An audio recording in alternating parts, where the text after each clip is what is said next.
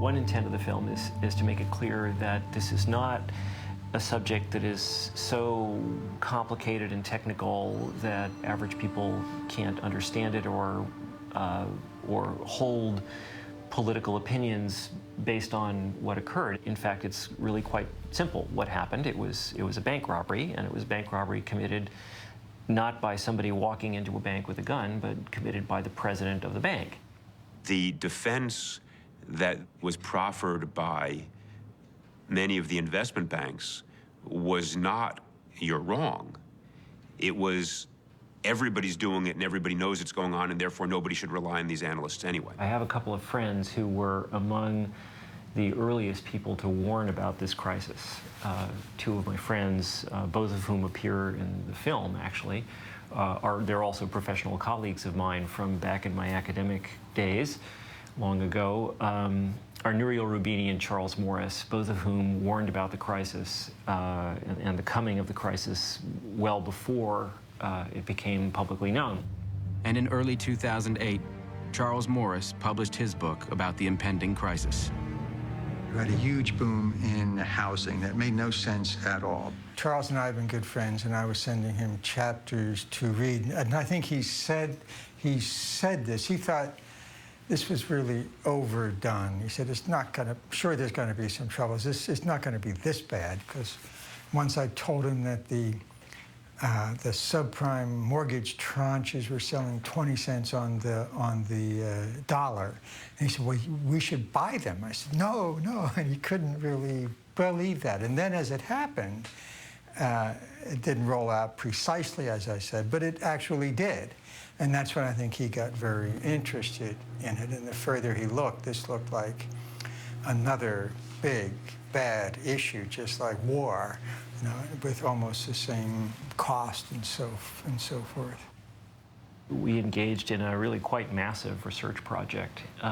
And for that, I read an enormous amount of stuff myself. I talked to an enormous number of people myself. I called upon my various friends and colleagues from academic and policy days. I thought that this was probably a non-makeable film because the topic is so abstract. With the first film, it was about war. You could break it up with these great shots of tanks and so forth. And I had no doubts about how smart Charles is, and I'd seen him make a really good film right out of the box. And he did this one just about right. When the first time I saw a rough cut, I thought, damn, he actually did it. The investment banks fueled a massive bubble in internet stocks, which was followed by a crash in 2001 that caused $5 trillion in investment losses. Well, the United States, for a 45-year period after the end of the Great Depression, did not have a single financial crisis. And the principal reason for that was the financial services industry was very tightly regulated. Those regulations were removed progressively beginning in the 1980s. And beginning in the 1980s, the United States began having financial crises. The real difference here is that in past times, the regulatory bodies conceived as their job to lean against that kind of thing. Whenever you see something frothy start, even if you didn't know why, at some point you just lean back. You raised interest rates, you increased capital rules, or something like that. This time, for the first time, regulators cheered it on. I mean, they thought this was the coming state of God's kingdom. There were two of them in the late 1980s. There was the stock market break of 1987, and then the savings and loan crisis of the late 1980s, which at the time was regarded as a horrific, catastrophic event because it ended up costing the taxpayers about $125 billion, which now seems quaint by comparison with what has recently occurred. Then there were two more in the late 1990s, and now we have this one. So help me God. By the time George W. Bush took office in 2001, the U.S. financial sector was vastly more profitable, concentrated, and powerful than ever before. Dominating this industry were 5 investment banks, 2 financial conglomerates, 3 securities insurance companies, and 3 rating agencies. It's really not that complicated. The details are complicated because it's a complicated industry, but the underlying principles are really very simple. And in fact, one point that I think really has not been made sufficiently frequently about this crisis and the issues in general is even if you didn't do a single thing about increasingly stringent regulation of financial practices, if you were to put 75 senior financial executives in jail for the rest of their lives, I have a funny feeling that financial crises would become less frequent. $600 million of Timberwolf securities is what you sold.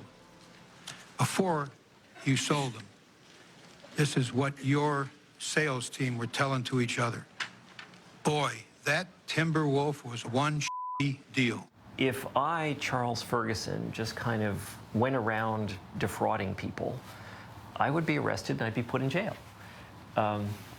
And it's really quite astonishing that none of these people have been put in jail. And it's a contrast to what used to happen. In the 1980s, during the savings and loan crisis, several thousand financial executives were put in prison for looting their companies. And the change between then and now is very distressing. I think when I first looked at it about 2001, 2002, there was $1 trillion in credit default swaps, or $500 billion, which sounded pretty big. 3 years later, there was $40 trillion. And I thought, oh, there's going to be a crash. The way that a depression was avoided was by spending several $1 trillion, and we can't keep spending at that level. At some point, the United States is going to have to begin earning its way.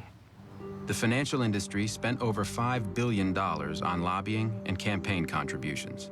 Now, in order to get out of the crisis, the administration has been pushing the same thing. Let's get people back to buying houses, consumer credit, and buying cars, because now the government owns the cars. And we have to face up at some point to that's the wrong thing. We have to shift the economy from one that was 71% driven, the whole GDP was 71% personal consumption in the first quarter of 2007, I think. And we have to get that back down to 65 or 63 or something like that, with the difference going into savings and investment and useful stuff that's very boring, won't be good for the housing industry and so forth. And you can't quickly convert Walmart clerks into Caterpillar workers. So there's a painful readjustment we're going through. And what we've been doing is kind of putting that off. I personally am deeply disappointed with how President Obama and the Obama administration have handled this situation. And I think that disappointment is actually widely shared, and I think that it's growing. And I think that we see evidence of that not just in continuing public anger about the financial crisis and the way that it was handled, and the fact that no one's been called to account with regard to it, but also increasingly people are making parallels between the way the financial crisis was handled and the way the Obama administration is handling other major crises and issues. Of course, the most obvious current example being the oil spill. And there too, there was a long period of deregulation, and there too, a lot of cronyism, and there too, an accident waiting to happen that finally did, and there too, so far at least, no one has been called to account, and there too, a lot of innocent, poor people are suffering greatly, and nothing has been done to relieve their suffering. In terms of current dollars, nothing's come close to the Great Depression. That was pretty much 10 long years when unemployment hit 25%. Now, if we kept numbers the same way, now we'd be close to 25% unemployment now too. But still, even with our not very good social safety net. There's a lot more cash keeps flowing now than it did in the 1920s. But other than that, I think it ranks, it's probably the second worst that we've had in the history of the Republic. I mean, it's really that bad. I do think that we have to get into the budget balancing kind of thing. I think we don't have to rush into it. We could certainly have, you know, extended unemployment benefits for 5 more months without causing the end of the Western world. Things are so tough. There's a lot of people out there, and pretty soon you're going to be seeing more camps like this around because there's just no jobs right now. This is the question of the historical impact and large-scale, long-run impact and meaning of this crisis is that this could indeed be something that signals and has a major role in causing the economic decline of the United States. Enough people will probably see this film and understand what these guys did, that including members of Congress, that they will be watching the banks like a hawk for the next 5, 7, 8 years. I think this film will do as much for that cause as almost anything else that you could have done. I hope that the film will cause people to think about how they vote and which candidates they contribute money to. And America and American politics seems to be somewhat paralyzed now, and we shall see whether any real progress is made in these domains. But that, luckily, is not the subject of my film. They will tell us that we need them, and that what they do is too complicated for us to understand. They will tell us it won't happen again. They will spend billions fighting reform. It won't be easy. But some things are worth fighting for.